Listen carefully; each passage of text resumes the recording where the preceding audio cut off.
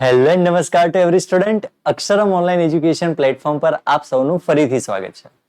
Students, આજના સેશનની અંદર આપણે ના તો કોઈ થિયરી કરવી છે, ના તો કોઈ આપણે વ્યાખ્યાઓ કરવી છે, કે ના તો કોઈ આપણે સૂત્ર કરવા છે. પણ મહત્વનું સેશન એટલા માટે હું કહું છું કારણ કે આજે આપણે જે કરવાના છે ને એ સિક્કા અને પાસાની સમજૂતી કરવાના છે. બરોબર છે. હવે ગયા લેક્ચરની અંદર પણ આપણે ઘણા બધા ઉદાહરણ જોયા હતા ઘટનાની અંદર. એમાં દરેકની અંદર ક્યાંક ને ક્યાંક આપણે જોયું હતું કે સિક્કા લેતા હતા અથવા તો પાસા લેતા હતા. તો હજી આ ઘણા બધા વિદ્યાર્થીઓના સિક્કા અને પાસાનું કન્ફ્યુઝન જે છે એ આજના સેશનની અંદર આપણે દૂર કરવાનું છે. તો જોડાયેલા રહો અક્ષરમ સાથે. ચલો શરૂ કરીએ છીએ આપણે. અગત્યની સમજૂતી માત્ર સમજૂતી માટે છે, એને સમજવાનો પ્રયત્ન કરજો. એક સમતોલ સિક્કાને ઉછાળવાના પ્રયોગને નિદર્શ અવકાશ કહે છે. જો એના બે જ પરિણામ છે. કયા કયા? તો કે હેડ એન્ડ ટેલ. ખાસ આપણે યાદ રાખવાનું છે કઈ કઈ વસ્તુ? હેડ એન્ડ ટેલ, બે જ પરિણામ મળે. હવે સાંભળો, બે સમતોલ સિક્કા ઉછાળવાના પ્રયોગને, બે સિક્કા છે તો સિક્કાની બે બાજુ છે એટલે શું થાય? બેની બે ઘાત થાય એટલે આપણને ચાર પરિણામ મળે. હવે ચાર પરિણામ કયા કયા? H H T T, H H T T, H T T H. ખતમ. એકદમ સિમ્પલ છે, યાદ રહી જાય. H H H T T H T T. ખતમ. આગળ, ત્રણેય સમતોલ સિક્કા ઉછાળવાના પ્રયોગને નિદર્શ અવકાશ શોધો. તો શું થાય? બે બાજુ હોય, ત્રણ વખત 2 ગુણ્યા 2 ગુણ્યા 2 એટલે કેટલા થાય? 8 થાય. હવે સ્ટુડન્ટ્સ, વાત અને ખેલ અહીં શરૂ થઈ છે. ઘણા બધા વિદ્યાર્થીઓ ગોખવાનો પ્રયત્ન કરે છે, 8 પરિણામને ગોખી નાખે. અરે એવું કઈ જ કરવાની જરૂર નથી.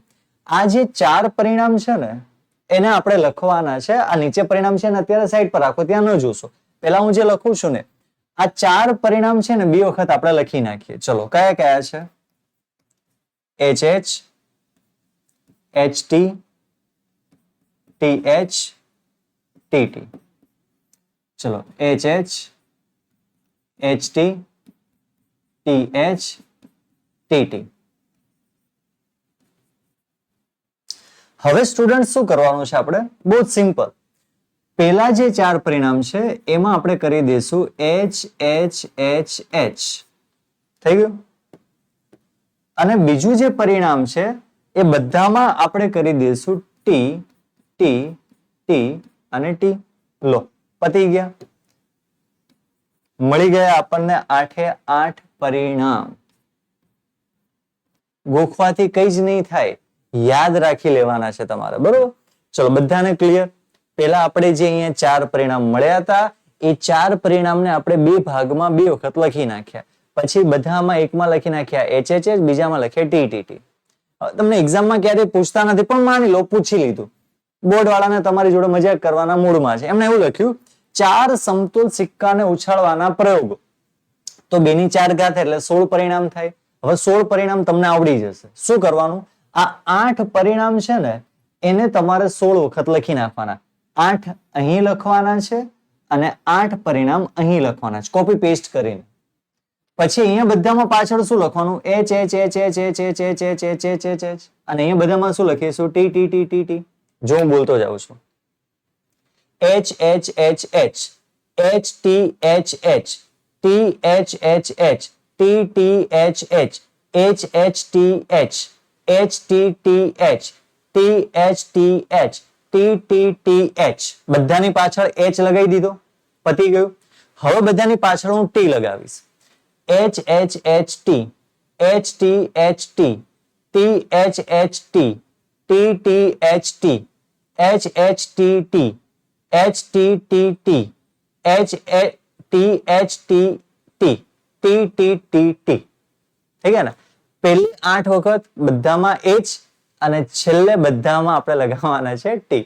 મજા આવે હે ને? છેલ્લે T T T T, H H H H. પણ છે ને આ તમારા માટે છે ને એકદમ શોર્ટકટ ને એકદમ સિમ્પલ. ચલો ક્લિયર? આ બેઝિક તમારું કન્સેપ્ટ છે ને ક્લિયર થાય છે. એકદમ સિમ્પલ. ચલો હવે પાસાની વાત કરીએ. એક પાસો ઉછાળતા પરિણામનું નિદર્શ અવકાશ શોધવાનો છે. કુલ પરિણામો પાસાની સંખ્યા. ચલો પાસાની સંખ્યા કેટલી છે? 1. પાસાની બાજુ કેટલી છે? 6. એટલે પરિણામ કેટલા મળે? 6. આ તો આવડે જ છે. 1 2 3 4 5 6. તમે કહેશો બલ્લે બલ્લે આવડી ગયું. આગળ બે પાસાને ઉછાળતા પરિણામોનો નિદર્શ અવકાશ u શોધવાનો છે. પાસાની બાજુ કેટલી? 6. કેટલા પાસા? 2. કુલ પરિણામ કેટલા મળે? 36. બહુ સિમ્પલ છે. અહીંયા બધું તમને કોમ્પ્લિકેટેડ લાગશે. અરે કોમ્પ્લિકેટેડ નથી બનાવવાનું. આપણે શું કરવાનું છે? જો હું રફલી લખું છું, અહીંયા ધ્યાન આપજો. 1 1 1 1 1 1 1 2 3 4 5 6. હવે આ બે માં મજા આવે. ઘણા છોકરા 2 2 2 2 2 2 થઈ ગયું. 2 2 2 2. ચલ હવે શું કરવાનું છે? 3 3 3 3 3 પછી 4 4 4 4 4. ચલો 5 5 5 5 5 પછી 6 6 6 6 6 અને 6. હવે હું શું કરીશ? હવે હું કરીશ અહીંયા 1 1 1 1 1 1. અહીંયા લખીશ 2 2 2 2 2 2. 3 3 3 3 3 3. અહીંયા હું લખીશ 4 4 4 4 4 4. અહીંયા લખીશું 5 5 5 5 5 અને અહીંયા લખીશું 6 6 6 6 6. પતી ગયું? થઈ ગયા ને? કુલ 36 પરિણામો તમારે એક્ઝામમાં આ રીતે જ લખવાના છે. ટેક્સ્ટ બુકમાં તમને આ રીતે જ લખવાના છે. એને વ્યવસ્થિત ફોર્મેટમાં લખવાના, બરોબર છે? જેમ કે અહીંયા તમારે કોમા કરીને અહીંયા તમારે બ્રેકેટ બનાવવાનું.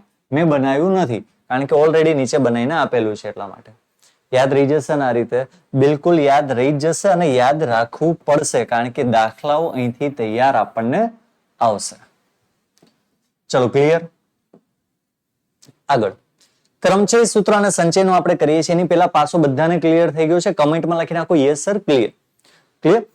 સિક્કો કમ્પ્લીટ, પાસો કમ્પ્લીટ. હવે યાદ કરો ધોરણ 11 ચેપ્ટર નંબર 6 ક્રમચય અને સંચય દ્વિપદીનું વિસ્તરણ, આવું કંઈક ટાઇટલ તમે ભણીને આવ્યા હતા.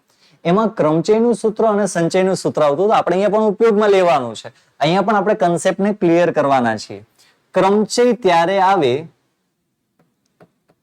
ક્રમચય ત્યારે આવશે જ્યારે દાખલામાં લખ્યું હોય ગોઠવણી. ગોઠવણી દેખાય એટલે ક્રમચયનું સૂત્ર આવે. NPR ઇંગ્લિશ મીડિયમના સ્ટુડન્ટ્સને ખ્યાલ હશે, P ને કહેવાય પરમ્યુટેશન. શું formula? n factorial upon n minus r factorial, એટલે કે n બરાબર શું થાય? ગોઠવણી. સંચયનું સૂત્ર ક્યારે આવશે? જ્યારે દાખલામાં લખેલું હશે પસંદગી, બરોબર છે? NCR, C ને કહેતા હતા combination. n factorial divide by r factorial n minus r factorial. વધારાનું પદ હતું ખાલી r ફેક્ટોરિયલ નું, બરોબર છે? દાખલા કરવાના છે. અત્યારે શું? એક જ સિદ્ધાંત, રોજ જેટલું ચાલે એટલું વ્યવસ્થિત સારી રીતે પરફેક્ટ તૈયાર કરવાનું છે. એટલે આપણે શું કરીશું? સંભાવનાને સરળ બનાવી દઈશું. બસ વિદ્યાર્થી મિત્રો, આજનું જે સેશન હતું એની અંદર આપણે સિક્કા સમજ્યા છે. સિક્કાને 2 વખત 3 વખત સમજ્યા, પાસાને 1 2 વખત સમજ્યા છે. તો આજના દિવસમાં ખાલી આટલું ક્લિયર કરીશું. બાકીનું આપણે જોઈશું નેક્સ્ટ સેશનમાં. ત્યાં સુધી bye, have a nice day.